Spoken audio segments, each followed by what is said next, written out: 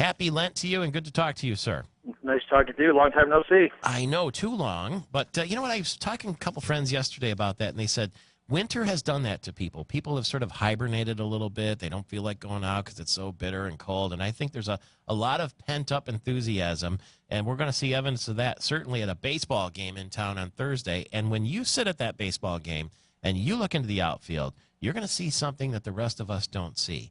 What is it? Well, we've been working on it with the Lugnuts, Tom Dixon and his team, and it's basically the left field, center field, and right field blown up, and you're going to have apartment units and a bar restaurant that are going to make up the left and right field walls. So, if someone's hitting a home run, they're going to hit it right into someone's patio or deck or right off their window. You're going to be a part of the game. You're going to have the noises and the lights and the fireworks are going to be right in your face when you live in one of those units in the outfield. So it's going to enclose the stadium a little bit as far as, make it feel a little more quaint and not so wide open in that outfield. It's going to be pretty dynamic when you look out there. Now, what about the fireworks that go on in the apartments? Will the people in the baseball games be able to peer in on some of that action, if you know what I mean? You know what? We're working on that because there's going to be some fireworks probably that we're going to need to figure out a way to control. So that is one of the problems that went on at the Toronto Stadium. So yeah, we're working on that. What are the chances of this happening now, and what are the potential roadblocks? Well, we are meeting all day today with the city, trying to wrap up the development agreement, and then it needs to go in front of city council. So the next 40 days, this thing is going to be pretty fast-tracked because of the baseball season ending in September, and we have to start this, basically the last pitch or the last out, the last game. We got to start construction of remodeling the stadium. That's got to happen first, about $10 million worth of stadium remodel and improvements. So it's got to happen quick. We got to go in front of council, and they need to approve, obviously, the land sale, the rezoning, the condo docs, the development agreement.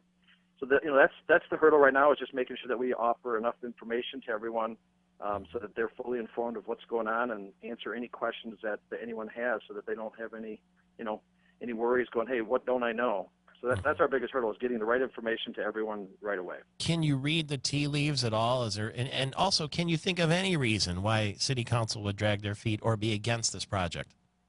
There's tough economic times, and they got to watch out for every nickel and every penny the city's spending, as they should. So they have a lot of questions to ask, and the same questions I'd be asking if I were them.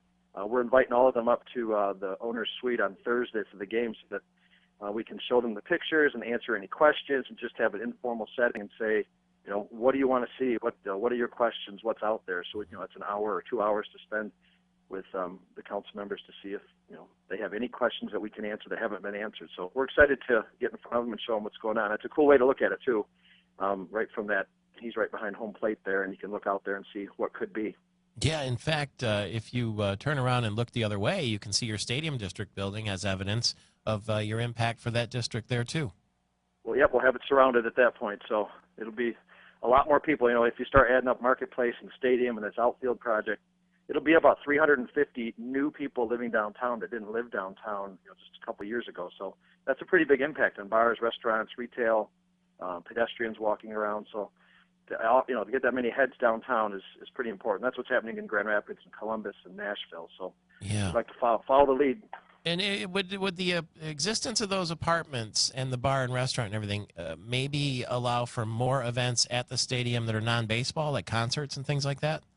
I know they're working very hard on off dates. I think they have about 70-some baseball dates, and some of the talk I heard was they'd like to have another 70-some non-baseball dates with events such as concerts, and I think they're having a big beer fest this weekend that's going to draw 4,000 to 5,000 people. So if we can draw another 300,000 to 400,000 people downtown through those other events, that helps everything. Well, good luck with that whole situation and dealing with the council, and the intentions are fantastic. And we'll keep our fingers crossed for you, and maybe even whisper a little prayer your way. I promise you that.